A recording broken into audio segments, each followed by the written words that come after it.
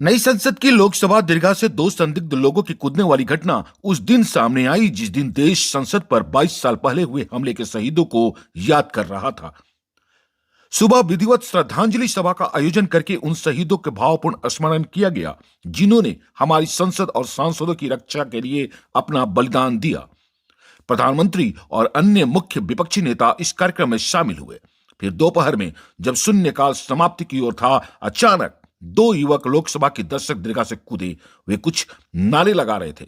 उन्होंने जूतों में छिपाकर लाए गए रंगीन गैस निकालने वाले बोतल को खोलकर सांसदों को संसद में डाल दिया।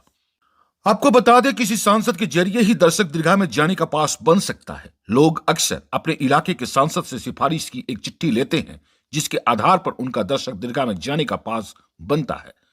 किसी एमपी का लिखा हुआ पत्र उनके पास होना जरूरी है। दर्शकों या अपने मेहमान के लिए दर्शक दीर्घा का पास बनवाने के लिए सांसदों को सेंट्रलाइज्ड पास इशू सेल में आवेदन देना होता है।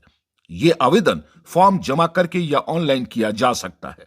जब पास जारी किया जाता है तो जिस व्यक्ति को पास दिया जा रहा है उसको इंटेलिजेंस जांच होती है। पास बनाने के आवेदन पत्र में उस व्यक्ति की सारी जानकारियां देनी होती है। इस जानकारी में व्यक्ति के पिता या पति का नाम, पता, फोन नंबर, ईमेल आईडी शामिल है। इसके बाद आवेदक का इंटेलिजेंस चेक होता है। संसद में आने वाले दर्शकों का कई जगह फिजिकल चेक होता है। शरीर की तलाशी ली जाती है।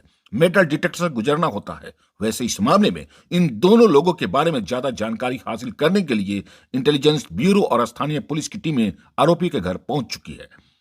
नियमों के तहत एक सांसद ऐसे व्यक्ति के लिए विजिटर पास का आवेदन कर सकता है जिसे वो व्यक्तिगत तौर पर जानता हो।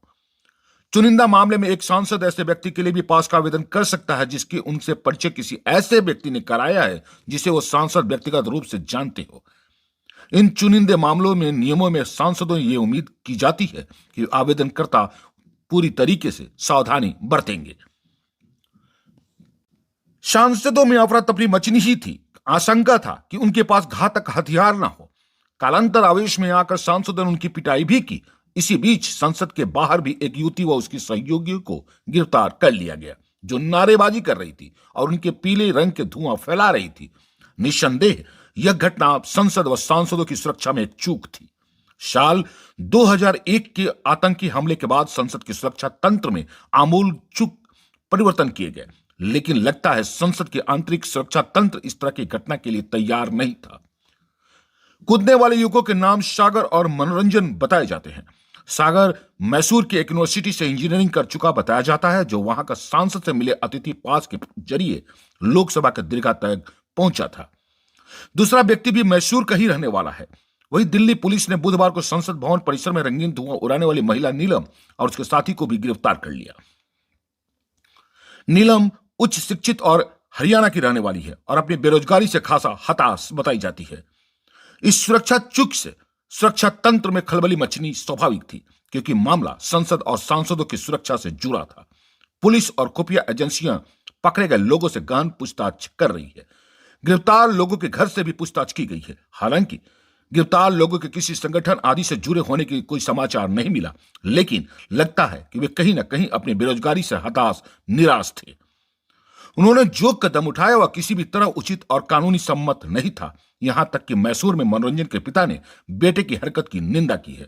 उन्होंने बताया कि उनके बेटे ने इंजीनियरिंग की पढ़ाई की लेकिन नौकरी नहीं कर पाया। वह गांव में पुश्तैनी जमीन पर खेती करता था। हमें समझ में नहीं आया उसने ऐसा क्यों किया। हमने उसे अच्छी तालीम और संस्कार दिए हैं। निस्संदेह आप संसद के बाहर प्रदर्शन कर सकते हैं, लेकिन इस तरह के कृत्य को किसी तरह उचित नहीं ठहराया जा सकता। संसद में कॉलर स्मॉग उड़ाने वाली आरोपी व उनके साथी सेक्टर 7 एक्सटेंशन से हाउसिंग बोर्ड के एक घर में ठहरे थे। यहीं पर ही संसद की सुरक्षा का भेद कर हरकंप मचाने की पटकथा लिखी गई थी।